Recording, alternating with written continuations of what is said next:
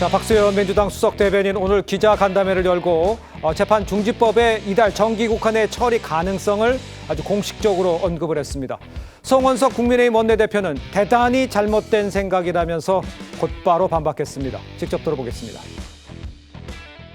이제 사법개혁 공론화에 집중해야 할 시간입니다. 7대 사법개혁안에 더해 소위 재판중지법에 대한 논의도 불가피한 현실적 문제가 된 느낌입니다. 왜곡죄와 국정안정법을 최우선으로 처리할 수 있는 가능성이 열려 있다는 것을 원론적 입장이지만 분명히 말씀드립니다.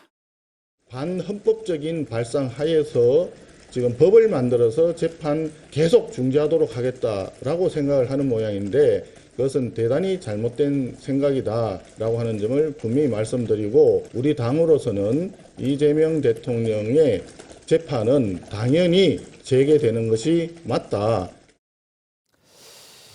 일단 민주당은요, 현직 대통령의 형사 재판을 중단하는 이 재판중지법을 국정안정법 또 이 국정보호법이라고 부르면서 최우선적으로 처리하겠다는 이 주장인 겁니다. 최진영 변호사님, 어떻게 들으셨는지요? 국정안전법이라 있고 쓰고 이재명 결사수호법이라고 일린다라고 얘기할 수밖에 없습니다. 네. 사실 이 부분 같은 경우에는 어떻습니까? 예전에 박정희 전 대통령이 10월 유신이라고 하면서 한국형 민주주의라고 했습니다. 그러면은 이것은 한국형 법치주의입니까? 있을 수 없는 일이죠. 네. 저는 마치 이것을 보면서 지금 20세기 중반 독일에서 이루어진 나치 수권법, 나치에게 어떻게 보면 히틀러에게 모든 어떤 입법권을 모두 밀어줬는데 네. 그때 수권법이 정확한 제목이 뭐냐? 민족과 국가의 위난 제거를 위한 법이라고 했습니다. 결국 대한민국을 안정시킨다라고 했지만 독일에서는 어땠습니까? 결국 나치의 독재로 이루어진 것처럼 이 모든 것은 이재명 대통령의 안위만을 위한 것이지 결코 대한민국의 법치주의와 민주주의를 위한 것은 아니라고 봅니다. 알겠습니다. 일단 최근 국정감사에서 서울고등법원장이 이 대통령 재판 재개가 가능하다고 말하면서 당내에서도 이제 위기감이 커졌다 이런 해석도 나오고 있지 않습니까? 그런데 양태정 변호사님, 그런 상황인데 지금 글쎄 계속 이제 속도전을 하고 있다 이렇게 이야기도 많이 나오고 있지 않습니까? 민주당에서 이거 어떻게 보세요?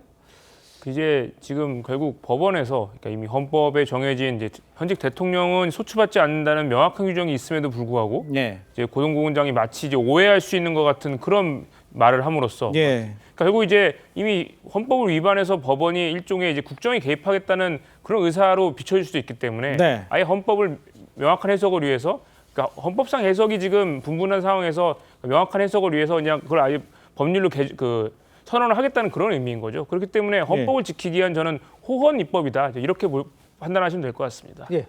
6월 달에 재판중지법을 위반을 했다가 처리하지 못한 이유가 역풍을 우려해서예요. 여론의 역풍을 우려해서 하지 못했는데 최근에 두 개의 사건이 벌어졌습니다. 하나는 김대웅 서울고등법원장이 조금 전에 말씀하신 것처럼 국정감사에서 이재명 대통령 재판은 이론적으로 가능하고 현실적으로도 불가능하지 않다. 가능하다는 이야기예요. 그 발언이 나왔을 때만 해도 이 법원을 좀 압박을 하면 괜찮을 거라고 생각을 했는데 금요일 날 김만배 그러니까 대장동 민간업자들에 대해서 판결이 나왔어요. 징역 8년부터 전부 다 법정 구속을 했는데 그 선고문을 자세히 살펴보면 지금 민주당에서는 이것이 검찰이 기소를 조작한 것이 확인이 됐다 이렇게 하지만은 그렇죠. 그 확인이 됐다고 하는 부분은 그 긴 선고문 중에 딱 한 문장입니다. 한 문장인데 뭐냐면은 처음에 이 택지를 대장동 택지를 개발할 때 처음에는 환지 방식이었어요. 그런데 이거를 수용하는 방식으로 바꿀 때 유동규와 이재명 시장은 관계가 그러니까 유동규가 민간업자들하고 결탁해 있던 것을 이재명 시장은 몰랐다. 이거 딱 한 줄이거든요. 모른다는 거. 그거 딱 하나예요. 그런데 그거는 아주 초기 사업 단계 이야기입니다. 초기에 환지 결정할 때 이야기고 그 다음에 어떤 사업자 선정이나 이익 배분은 그 다음에 다 이루어졌어요. 그런데 지금 그저께 판결문을 보면은 그 부분에서 전부 다 유동규 씨는 중간 관리자, 중간 책임자라고 이야기를 합니다. 그리고 그 중간 책임자면 성남시장이 최종 책임자겠죠. 그리고 또 수뇌부라고 이야기해요. 수뇌부의 승인을 받고 유동규 씨가 했다. 그럼 성남시의 수뇌부는 이재명 시장하고 정진상 그 정책실장이에요. 그러니까 그 이재명 대통령에 대해서 사실상 연결이 됐다 이런 해석이 나오기 시작을 하니까 그러면 이것을 그 연결이 됐으면 아니 재판을 재개를 해야 되는 것 아니냐. 지금 다른 재판부에서 하고 있거든요. 네네. 그 재판 재개를 해야 되는 것 아니냐. 거기는 정진상 씨도 지금 재판 계속 받고 있어요. 네. 그런 이제 여론이 불거지니까 좀 그 캐비넷에 넣어놨던 그 재판 중지법을 급하게 끌어들였다고 봐야 되는 거죠. 그러니까 대장동 이 민간 업자들에 대한 재판 결과와 판결문 내용 따라서 민주당에서 적극적으로 신속하게 이 법을 추진할 수밖에 없는 이유가 거기 있다라는 지적을 해주신 것 같아요. 일단 국민의힘은요, 이 대통령 재판 재개가 당연하다는 입장이고요. 법조인 출신은 김웅 전 의원 대장동 사건 1심 재판부가 범죄가 성남시 수뇌부의 결정하에 이루어졌음을 분명히 했다.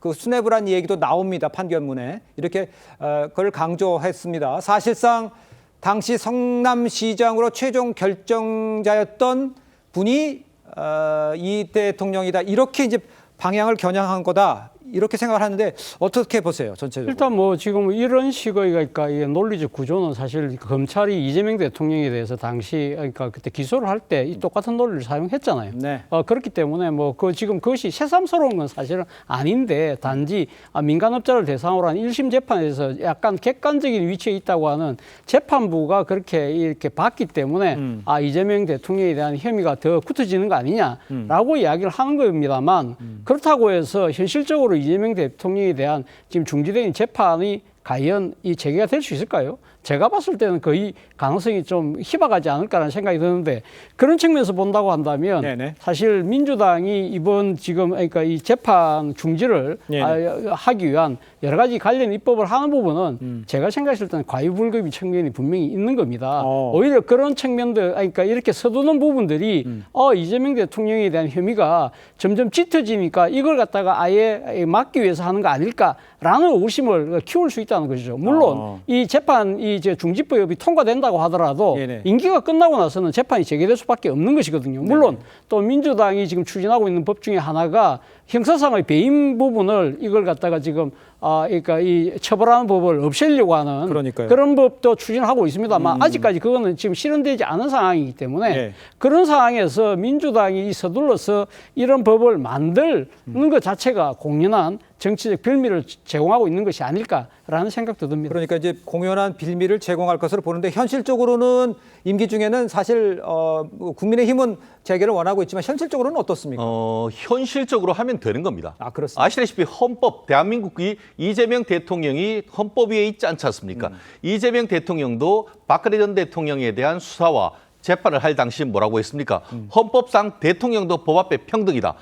그 재판을 그 수사를 받고 기소만 되지 않을 뿐이지 예. 수사를 하고 강제 수사도 할 수 있으며 재판까지 할 수 있다라고 했던 그 비디오가 그대로 남아 있습니다. 그리고 말씀드렸듯이 지난 금요일 날 있었던 그 대장동 이 몸통들에 대한 수사에서 그 판결문을 읽어보면은 어떤 내용이 있냐면은 이 대장동 사건을 모두 이렇게 할 때에 이 김만배 씨가 성남시장 측근 중에 측근이었던 정진상, 김용과 만난 다음에 공모 지침서가 그 성남의 뜰이라고 하는 이 그 김만배에게 유리하게 작동됐던 그런 내용이 그대로 들어 있으면서 그와 같은 내용 자체가 그 임무에 위반했다라는 내용이 있습니다. 네네. 그리고 어떤 게 있죠? 사실 지전한 대선 과정에서 이재명 대통령은 이와 같은 대장동 사건 자체가 단군 이래 공익 환수 사업으로서는 최고다라고 하면서 이재명은 한다라는 그 치적의 대표적인 사안으로 하면서 이와 같은 그 대장동 사건의 계획 자체를 내가 세웠던 것이지